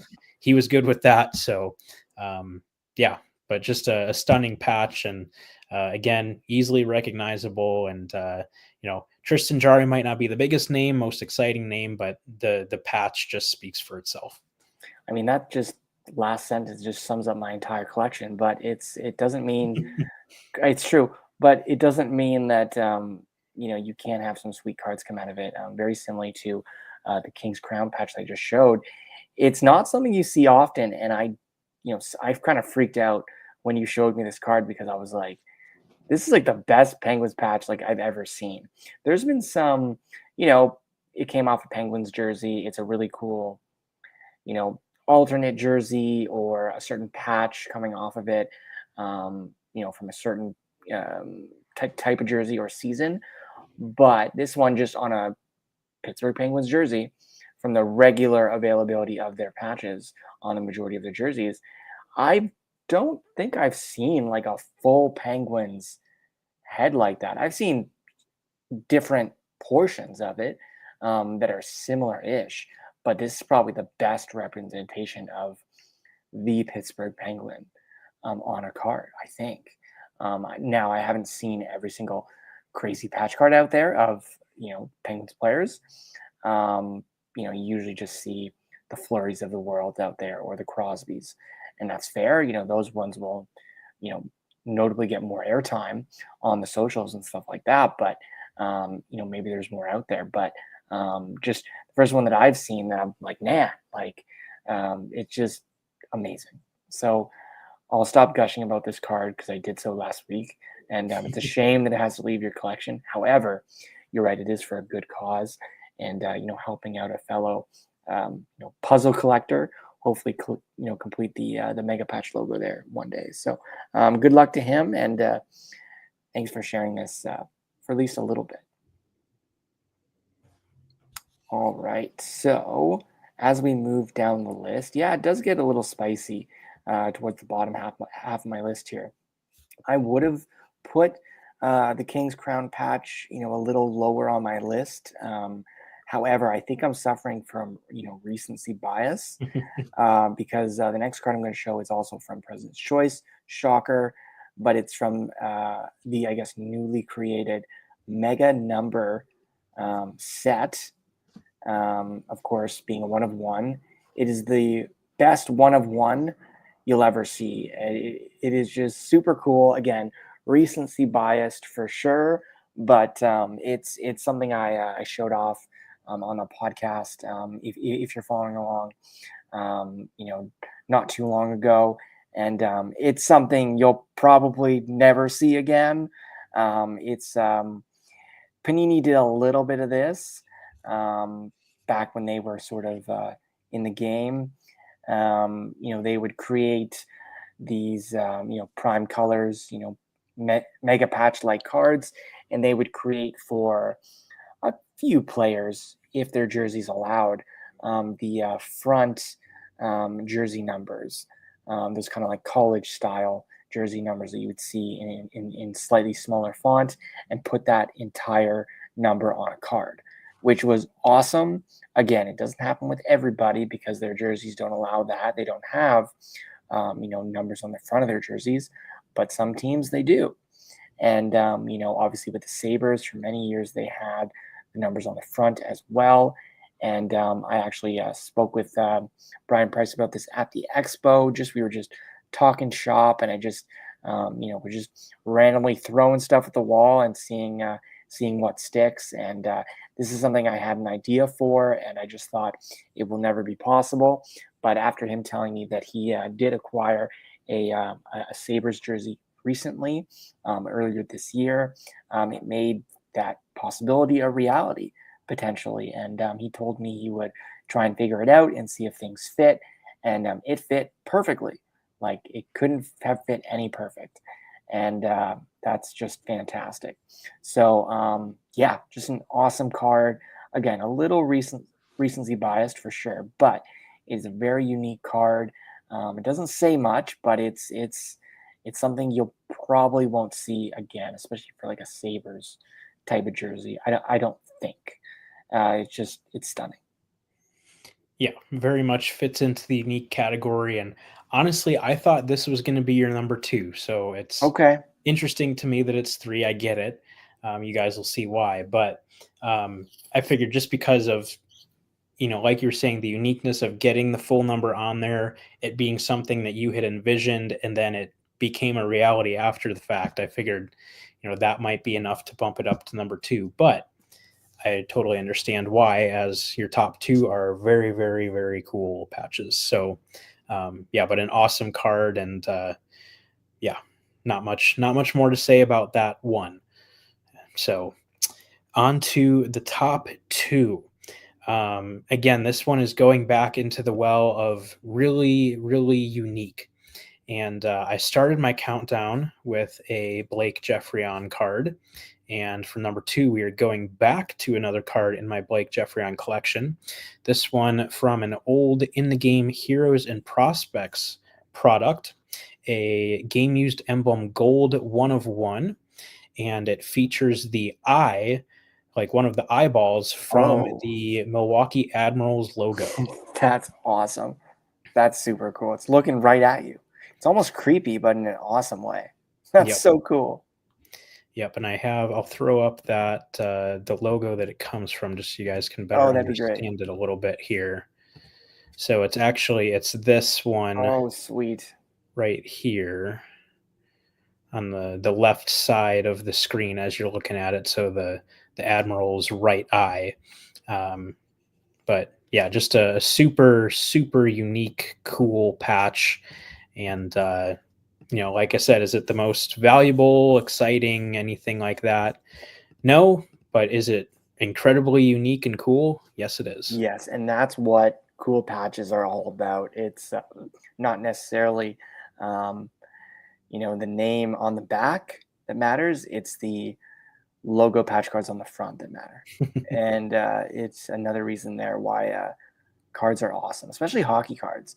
Like, are you going to see this in other sports? Maybe, but maybe not. It's not just too often. Not too often. So especially from In the Game, again, like we were saying earlier, Brian was very intentional about what kind of patches he uses for 1/1 cards. You might see more of that in a moment. But I love the fact that he was always very much intentional.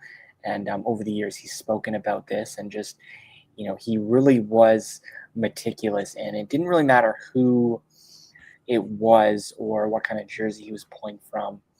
Sometimes the more unique, the better, where he would try and find, okay, what's going to be the 1/1. You got crazy patches for other cards, higher print run stuff. It had good patches. But I really like how he was very intentional about that. I've always appreciated that. And even with President's Choice, although it is, they don't produce as much cards as he did back in the day. However, I still very much think he is intentional with the memorabilia he uses in such a way to kind of frame it and definitely put the card's best foot forward, or its best eye forward. I have no idea. He's definitely looking in the right direction when it comes to patch cards. I'm trying to envision all the corny puns I can with this card. And, I'm failing miserably, but I love this card. I've said that so many times tonight, but it's so cool. Like, come on, it's an eye from the Admiral. Like, it's amazing. So, very cool. I guess we're down to top two. Like, well, at least for me, top two. That's just nuts. So, we're gonna stick with the in the game theme. And you're right, Eric. This was a tough one. I didn't really know how to rank mine when it came to the last 4 or 5. It became very, very tough. But this next one is from 1314 in the game between the pipes, and it's a set that he did for a number of years and then continued it when he was with President's Choice, and that is the one of a kind patch set, a one of one, of course, of Jonas Enroth. So yes, there's no picture on the card. I know, doesn't need it, and the patch itself is awesome. When you think of patch cards, usually you think of some cool logo piece, and so for the majority of mine, I didn't really have, for the most part, a super detailed kind of center of the logo. When you see it, you know it in terms of the team card. And so that's why I kind of put this one so high up on my list, or I guess lower down on my list, as we go at number 2 here. But because it's clearly, obviously, it's a Buffalo Sabres patch, and because it comes from their 2011-2012 jersey set where they did the 40th anniversary alternate jerseys, which I loved. And you don't see too much of them out there as far as any game use patch cards. Those kind of came and went, but I really, really enjoyed those jerseys so much, and that's kind of why it kind of crept up on the list, because it's so identifiable. Obviously, having the big buffalo there, it's from an alternate jersey, which is cool. It has that old school Sabres logo, which is amazing, and the thing just pops.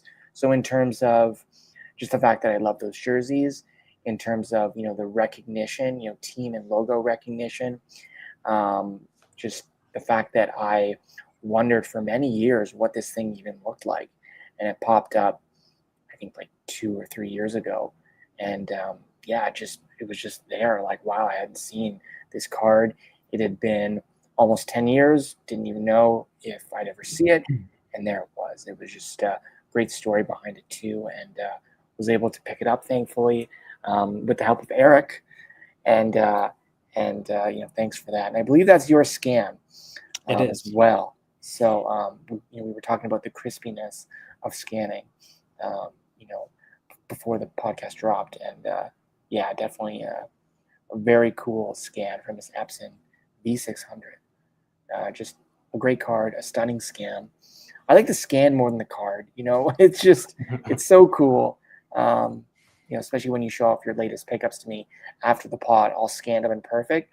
Just looks fantastic. Maybe I might ask for one for Christmas. And just a beautiful card, a beautiful image, and that's why it's number 2. I know it's hard, and you're right. It was. I was kind of tossing and turning about that one. They're so interchangeable at this point in the game. Mm-hmm. Pun totally intended. But yeah, this is a great in the game card, and it's my number 2. Maybe tomorrow it switches, but it's my number 2 tonight at least. Yeah, definitely a beautiful patch, and it's cool because we know that logo, and it oftentimes is the full chest logo on the jersey, but on those jerseys it was a much smaller piece, so you can have almost the entire buffalo Exactly in the patch. It just makes for an incredible patch. So and then of course, like we've said, the backstories on stuff makes it even cooler, and the fact that it took so long for you to even find the card, let alone acquire it, wondering for years, what does this thing even look like? And then boom, there it is, and then it finds its way to your collection. Definitely very, very cool, and unique patch that, like we've said for a lot of cards, but it's true, it speaks for itself. Definitely. So yeah, definitely worthy of number two. And like you said, I think probably 2, 3, and 4 for you. It kind of just depends on the day, how you're feeling. 100%. I Could was be I in was any switching order. them up even before we recorded. I was kind of switching up the order, and yeah, it depends on the day, honestly. Tomorrow I Yep. might change the order. Who knows? Yep. But yeah, definitely an awesome card. So on to our number ones. Um, Again, I'm going first here because I think Aaron's number one, possibly the coolest patch that you'll see. So Maybe. we'll go with my boring number one first. And we said a little bit earlier, Aaron was talking about SP Game Used with the All Star and Skills competition, jerseys that they use in those, and that is exactly what this comes from. So it is from SP Game Used. It's a Game Gear card of Jacob Slavin. It's a one of one, fittingly enough, and you guys have seen a lot of larger scale patches, mega patches and just larger patches earlier in the countdown. What's awesome about this card is it's a very small window for the patch, but for a patch, I don't know that you can get much better, especially for this small of a window. It's Huh. literally the Yeah. NHL logo from Yep. the All Star Skills logo I love that. right there. I So, love that. I mean, some people might hate on it. Maybe not the Game Gear itself because they're great cards, but smaller patch windows. I've always been a huge fan of smaller patch windows as we show off our gigantic cards. But I've always been a fan of, how much can you put inside of a small window? That's kind of how they were back in the day, that made even a number patch exciting. And yeah, it just, smaller windows are really, really cool. And I love that. It brings me back to a simpler time in the hobby, but that's being too nostalgic about it. But anyway, love the card. Very similar to what I was saying about the Premier game patches, how certain patches might have an NHL logo mixed in. I know we said no shields. However, I would accept this one because it's from a giant patch, and the shield is just kind of stuck in the middle there, which is very cool.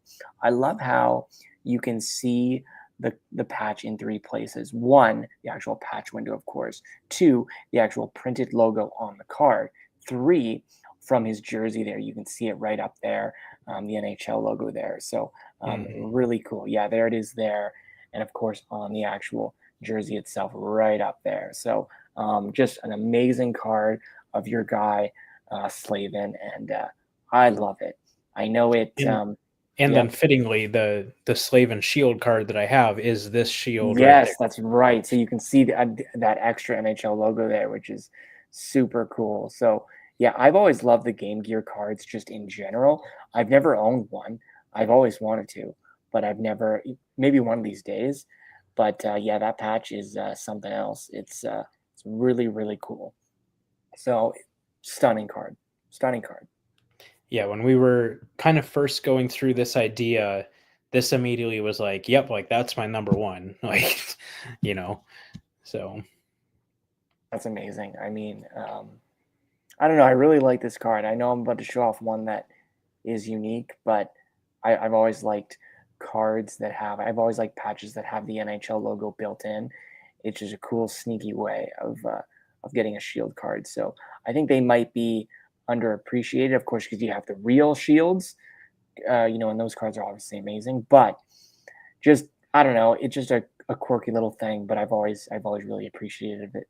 That and smaller patch windows. So this kind of hits a lot of check marks for me. So fantastic pickup, and yeah, it definitely deserves the number one spot for sure. I guess I'll go with my number one. We've talked about a lot of manufacturers here today, and again, we're going to go within the game. They just I won't repeat myself, but they were just so particular about what they chose, and this was another perfect example of that. This one is from 2010 2011, In the Game Between the Pipes. It is one of my favorite releases of all time from one of my favorite kind of brands, and of course In the Game. Can't go wrong with anything In the Game, especially quote unquote older In the Game. And this one is All of That and More. And this is the gold emblem patch, one of one. and it definitely deserves that one of one recognition for a reason. One, because the one of one, it's the only one, and two, because you'll see the patch is just so unique and so deserving of that one of one title. I Doesn't get any mean, better. I That's mean, it's the coolest patch out there. it's like, how do you even word? So that's from you were talking about the Admirals patch there. So this is from similarly the Portland Pirates logo, and it's from the Pirates pirate hat, and I guess you're pulling up a logo Yeah. that you'll throw up on the screen there. So it's super cool. It's something you'll never see. I've seen many Portland Pirates patch from Enroth and others, but I've never seen that patch replicated before. One, because there's only so much Portland Pirates players you can show over the years, and two, getting enough material or enough, getting them in enough sets to eventually show a card like that in a one of one, because it doesn't belong in an out of 5 or an out of 3. It belongs as a one of one. It's just that unique. So yeah, as you can see there, Eric just pulled up the picture. So as you can see the pirate there, and he's wearing his cool pirate hat, and that is where the Skull and Crossbones logo comes from. It I thought of this patch a couple years ago when the Portland Pirates folded. Very sad. But it kind of made me like this card that much more, because it was cool back in the day, still is, but as kind of hockey and just sports in general does its thing, teams are created, teams fold all the time. It happens. It sucks, but it happens. And this will be one of those things where it's like years down the line, people are going to ask, like, what's that? Like, what do you mean Portland Pirates? Like what's that from? And you would show them, this logo from this now defunct team. So it just makes it that much cooler, sadder, but cooler, I think. Just kind of a nod to the past as we get older here. So I remember seeing this card back in, whenever it was released, 2010, 2011. I don't know the first time I saw it, but I remember at some point it did make it to auction on eBay. And we went through, I think we went through the value of what this sold for back in the day when we did our kind of, not hobby bust, but we were kind of looking around on, some older sales data from eBay when we had that available. And I think this sold for like good couple $100 at the time. I didn't pay that, thankfully, but someone else did. And I think it changed 2 or 3 more hands before ending up in an Enroth collector's collection. It wasn't mine, but it was Craig, and he collected Enroth for many years. And I was lucky enough that he was able to bundle this up with a couple other cards and send this my way. So I remember seeing this card back in the day on eBay, like I said, and just being like, just in awe, like, what is that? I remember someone posting a link to it, and people were just losing their minds about this card on, I think it was like the Clutzenshire forums back in the day, and just lost my mind when I saw this card. It was just stunning. I don't think I have now, but on my old computer, I had an old picture of this, I guess when it first surfaced, just being like, this, I got to save this. I don't normally do that for cards I don't have. I do now a little more, but back then it was just, if you didn't have it, you didn't have it. But that was one where I definitely made a point to being like, I don't own this, and that sucks, but I kind of want this reminder of what's out there, because it's just so unique, and it's like X marks the spot on this one for sure. It's amazing. I've said that a million times tonight. I don't care. It's like, look at it. That's just look at it. So that's my number one. Just look at it. Yep, as it should be. I mean, that, like I said, it's, in my opinion, the coolest patch out there. Like, it doesn't get cooler than that. So, and it's barely a 3 color. I mean, you'll get other logos that inaugural season logos, or there's one that surfaced recently of McDavid's with the Stanley Cups on there. You'll get cooler logos with cooler things in them, but that's more kind of a one-off. This is more in their day-to-day jerseys. It was on all of them, and it was just there for the taking, and it was never put on a patch card until this one. And it's just simple, but it's so unique. Yep, it's an amazing card for sure. So Exactly. very, very deserving of the number one spot without a doubt. And hard to top something like that. So I think, when we're kind of thinking through, what's going to be included, I think, slam dunk number one for you. That was 100%. Don't have to think about it. When I was filling out my, when I was making my notes, when we first said we were going to do this topic, that was just the placeholder at number one. It was always going to be there. I wrote that down and left the other 9 blank for now. That I knew that was always going to be the number one. It has been for years, and it will continue to be, my number one patch card for years. I don't think it'll be topped, and it's X marks the spot. It's amazing. Yep, no doubt. So that was a lot of fun. Definitely went a lot longer than I think either of us anticipated. Yeah. The backstories are important and add to the coolness factor of a lot of these cards. So, hopefully you guys enjoyed hearing all of those, but we are getting a little bit long, but I know you guys like seeing us open cards too. So we will do a little bit of that. Thankfully, these are both pretty quick products to open. So at least it'll go pretty quickly, but maybe we'll hit a patch card. Yeah, that was part of the rationale here is both of these are products that can certainly produce nice patches. So let's do it. First up, we will do 24-25 SP game used. And just real quick, a couple kind of interesting things to note about the product. You guys are probably familiar that for a number of years they did the base cards were numbered out of the player's jersey number. Well, for this year, they went back to the old way of doing it where base cards are just base cards. They're not numbered at all.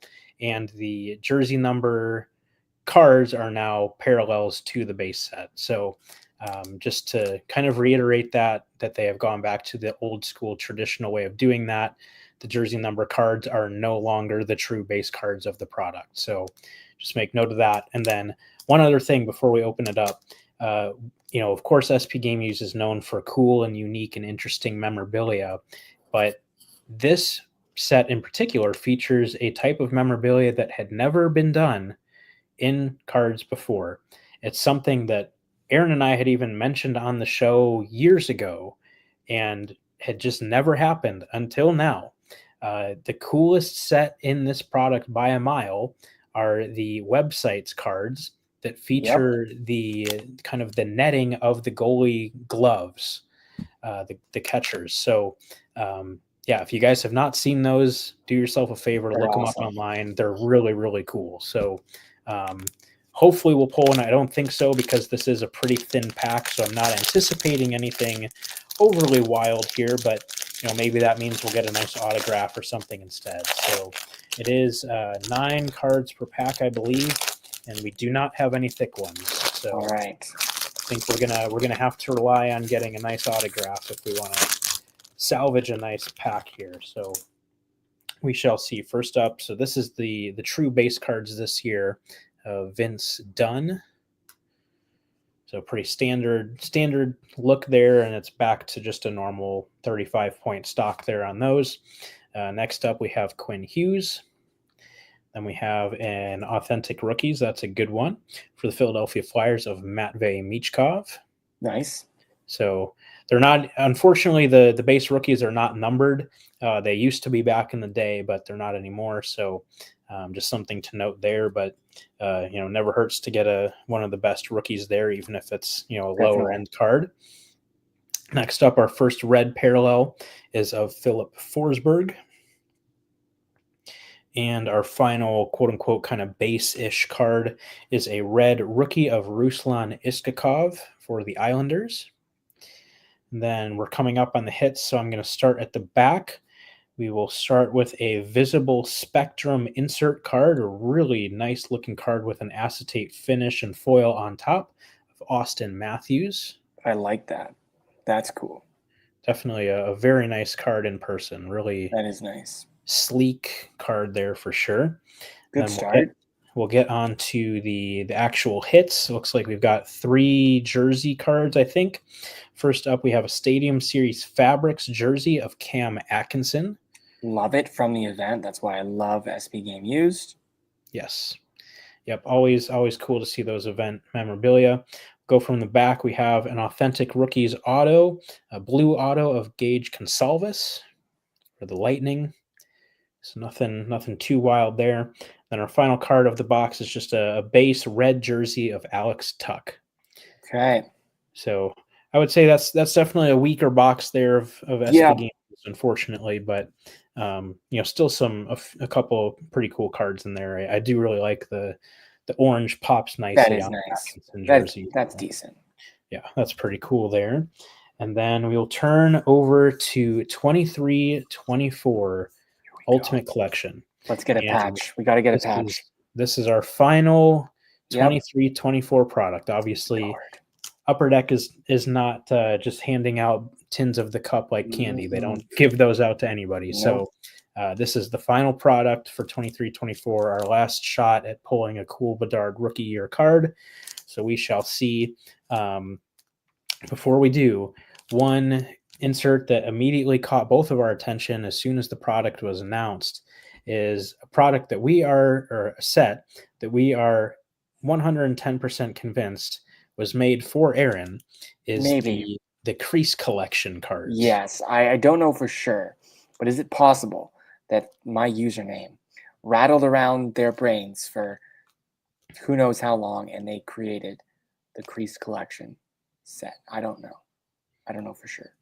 Maybe. It's certainly possible, but maybe we'll have to talk to Billy about that one. We've talked about this too. I mean, you got to do that set. You have to. I've been looking at it. It's super expensive. So they're maybe really not nice right cards. Now. They are very nice cards. But maybe in like 10 years when, I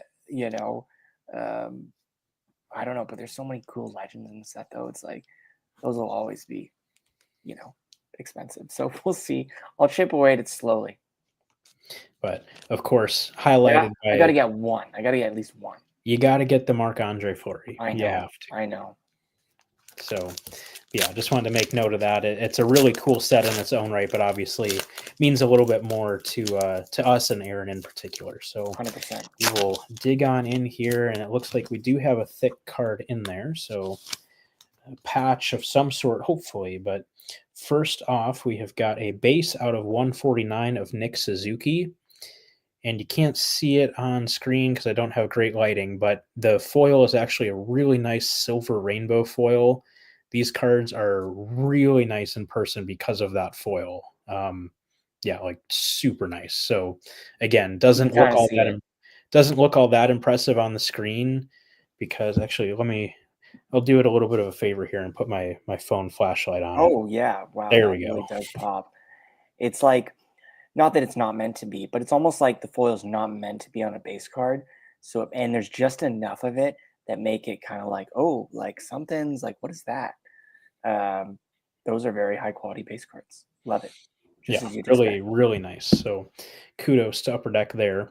We'll go from the back here. We have got a Ultimate Rookies jersey numbered out of 599 of Michael Kesselring. And again, it has that really nice foil on it. Very nice. So yeah, really, really nice there. We'll go from the front. So the second card here, we have an Ultimate Introductions rookie auto for the Los Angeles Kings of Alex Laferriere. Okay. So a decent name there. And again, has that very silver cool. rainbow foil on there. Really, really nice looking card. And then our hit of the box, unfortunately, it's not a patch. It's kind of one of those cards that some people like these, some people don't. It's one of the Ultimate Emblems autograph cards. It is a pretty solid name, though, for the Detroit Red Wings of Marco Kasper. Okay. That's and cool. Again, has the nice foil on there. So that's really cool. I like those cards. I think they look great. So very cool. It's a nice looking card. Yeah, definitely Yeah, all four of those are really pretty looking cards. The foil works wonders on those. So, yeah, unfortunately, nothing too crazy out of those. Unfortunately, no Bedard, but No patch. that's okay. So, um, yeah, I think we're getting to 2 hours We're already. about So 2 hours, I think. we'll Good wrap it place up to and leave it at stop. that. We Thanks appreciate for, you guys you know, sticking it out. sticking around. So hopefully you guys enjoyed that. I know it's fun seeing cool patch cards and hearing the backstories behind them. So hopefully the juice was worth the squeeze, so to speak. So yeah, we will leave it at that. And as always, please be sure to follow us on social media. We can be found on Facebook, Instagram, and YouTube at Sunrise Cardcast, and on Twitter at Sunrise CC. Please also be sure to subscribe to the show on your podcast platform of choice to make sure you never miss a future episode. Although we still have to get to the bottom of that problem. We'll get there one day, I We'll promise. fix it. But yeah, in the meantime, Facebook and YouTube, best place and only place to watch us right now. So be sure to do that. But until next time on Sunrise Cardcast, keep collecting those hockey cards.